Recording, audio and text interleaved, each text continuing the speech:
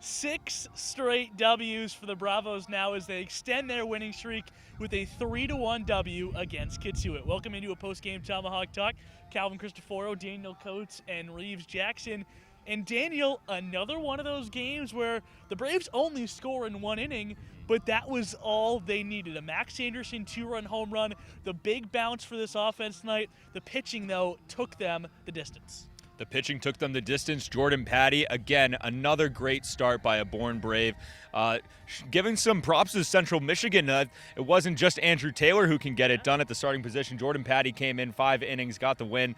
Just really, really impressive stuff from him. He was so effective, and it really came in that one inning. Max Anderson sends a 2-run bomb after Christian Knapczyk sends in Peter Burns from first all the way to third. Harvey Shapiro with a stroke of aggressiveness on the base path, which I love. Reeves knows that, and I'm sure I've chronicled that throughout this season. But another great offensive performance. No, I shouldn't say offensive performance, just performance all around. The offense still is being supported by the pitching. You know, only 3 runs. That moving forward, that's going to be something that you have to improve on. We rely heavily on that 1-run rally, or that 1-inning rally, I should say, that scores a handful of runs moving forward towards the playoffs, which seem to be looming ever so present in the future. You got to be able to produce on a consistent basis, half inning in, half inning out. But we were able to do it. And how about Peter Burns? Will Henschel, our PA announcer, said that he's the most underrated player, and he proved that he might not even be underrated now. He might be one of the best players. Just scrappy, gets the job done, and gets on base on a consistent basis. Yeah, he was great tonight. Once again, flashing the speed. He was thrown out at home against YD. He was not to be denied tonight. I want to get you with 2 quick things here, Reeves. The first one is Jordan Patty got the start, was great. Right, Eric Adler has been great all season, but Ben Etheridge in the middle was special once again. This is a guy who had a rough first appearance, gave up 5 runs against Falmouth without getting a single out, but has been nails ever since. Yeah, talk about obviously that big start against Hyannis too. Now out of relief tonight, obviously after Jordan Patty.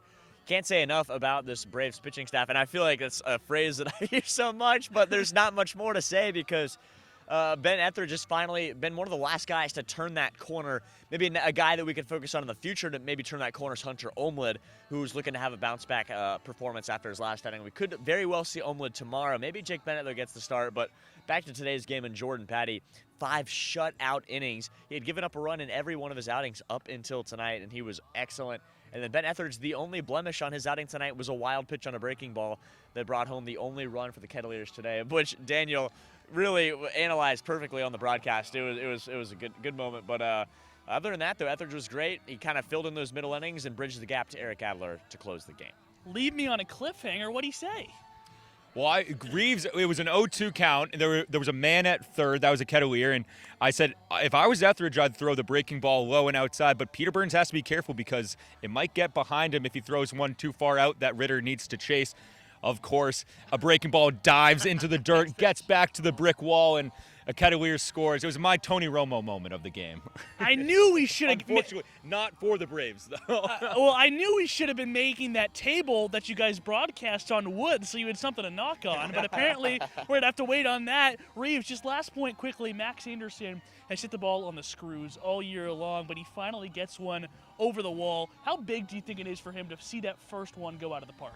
I think it's kind of ironic because there's been so many balls that I thought were going to leave the yard when Max Anderson has hit them this year, and the one that actually left the yard was one that I thought was maybe going to get off the wall for a double. So good for Max Anderson, and as soon as the bullpen raised their hands, that ball was over the fence. And for a guy that has just worn out the warning track in right center and right field against opposing teams this year, good to see him get a hard-hit line drive that carries into the Braves bullpen. Good for him. Yeah, Max Anderson rakes. The Braves win 6 in a row. They look to make it a week's worth of W's tomorrow as the Falmouth Commodores come back to town, a team the Bravos have had their way with this season. First pitch for that one is set for 6, but Nick and I on Before the Bravos will get you started at 5:40. Until then, as always, go Braves.